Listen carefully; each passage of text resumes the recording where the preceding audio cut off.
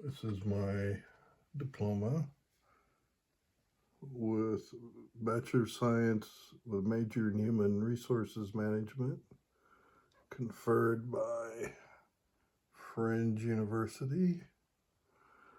As it says here, 1989. So I started in 1985 working part time in HR. So that's 40 years ago. And I'd been reading about it since high school, more than 10 years earlier. So now I made this intending to use some AI generated images to go along with this narrative, but I was unhappy with anything created. So I'll just read it. And I'll talk a bit about 30 years ago, a friend of mine started a resume service. Now, where I'm going with this, um, uh, the technical details have changed, but the process is exactly the same now as 30 and 40 years ago. Okay. Resumes are important when applying for jobs where you don't have an in. Your brother or uncle doesn't own the business. Your best friend's dad is not the shop manager. Resumes are more on merit, what you know, not who you know. Uh, my friend who started a resume service had zero experience in human resources management, but when she started a resume business, but she had a master's degree in journalism, 20 years of journalism experience, actually more than half of it as an editor for magazines and newspapers. So her business 30 years ago consisted of a storefront, big glass window, table, typewriter, supplies, paper, and several chairs. This was just off the campus of a large university. She started the business because she heard so many complaints from business owners about applicants' resumes.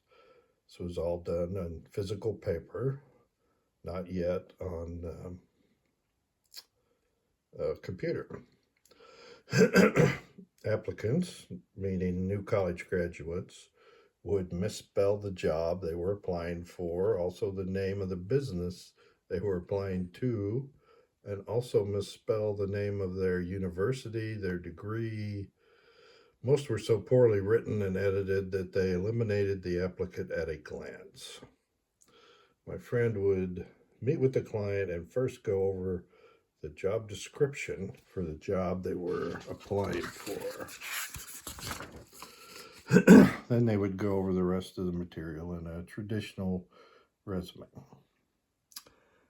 Then she would discuss uh, appearance of the resume document, typeface, font size, colors, images, both of the print and the paper. Then she'd make a resume. If they weren't in a hurry, she'd make one right there. Wanted more than one resume.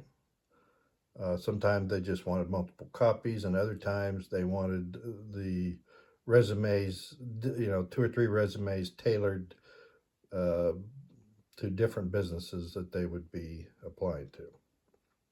In any case, she did good work. It would be a good resume, better than most for 1995.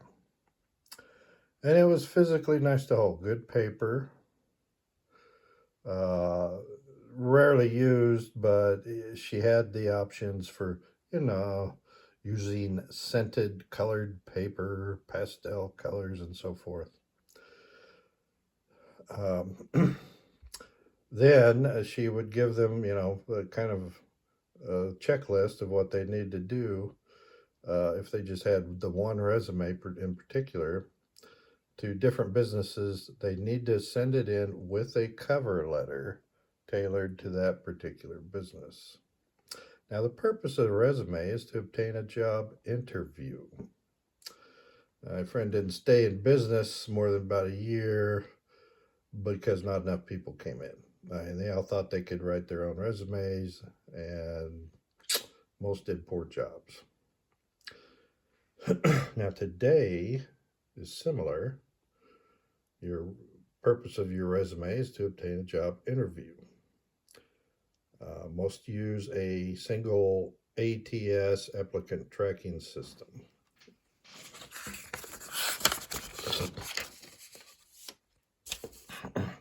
So, 30 years ago, you'd send a carefully prepared resume. You also send a carefully prepared cover letter tailored to precise specifications of each business and job as described in their job description. A person would review your resume and cover letter. Most would be discarded because they're poorly done. Some applicants are selected to an initial interview, which may be in person or maybe by telephone.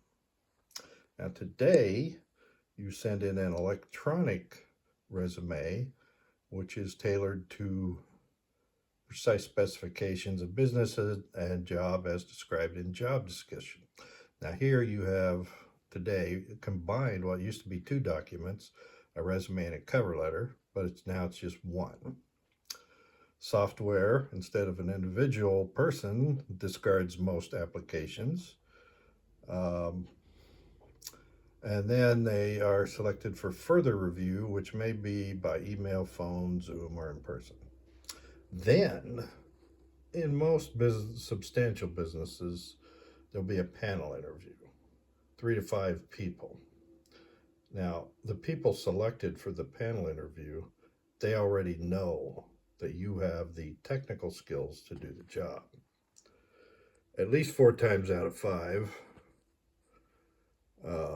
what they want to know from the interview is if they want to work with you.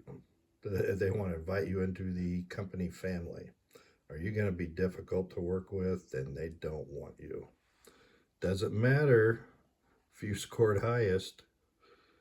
If you're going to be an embarrassment at company work functions, company picnics, company parties, they're going to choose one of the others because they've already determined they're qualified. Now, it's rarely unanimous that any one person, and this was my career, I was part of this, so I know what happens. And I've talked to many others about what happens. And what I'm telling you, this is the majority. Remember the bell curve. There's always differences on the ends. You say, well, that's not my experience. I blah, blah. Yeah, I know. I'm talking about you're part of the bell curve. You're just on the ends.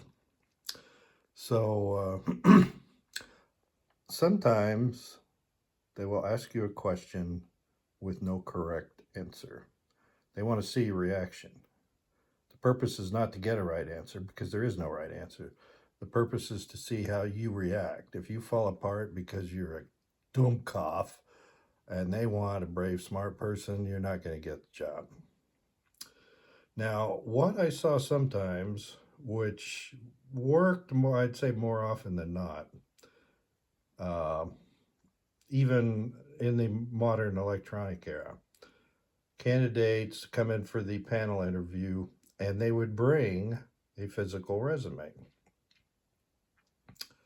It would be pretty similar to the electronic resume, but on the border are photos of you grilling at a family gathering, you receiving an award as manager for most improved, whatever the business is, you singing the Star Spangled Banner before a high school football game, and so forth.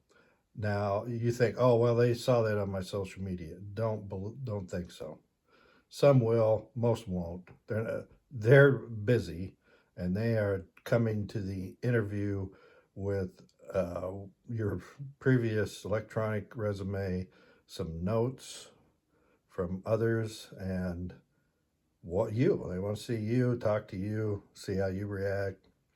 And if you hand them this good resume on good paper with images, they can see at a glance, okay, yep, you're qualified by education and experience for this particular job, and you look like you're a capable person, social.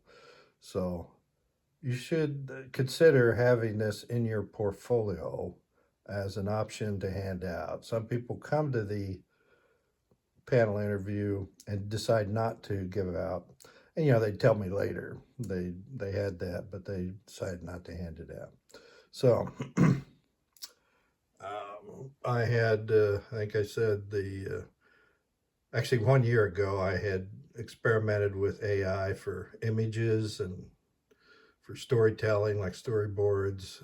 I didn't like it. They said, well, it'll be better in a year. So last week, I had it on my calendar and I started checking some of these storyboarding, image creation, and I don't think it's a lot better. So I may find one that I start using, but haven't yet. So uh, take your time on your resume. You don't get the interview if you don't write a good resume.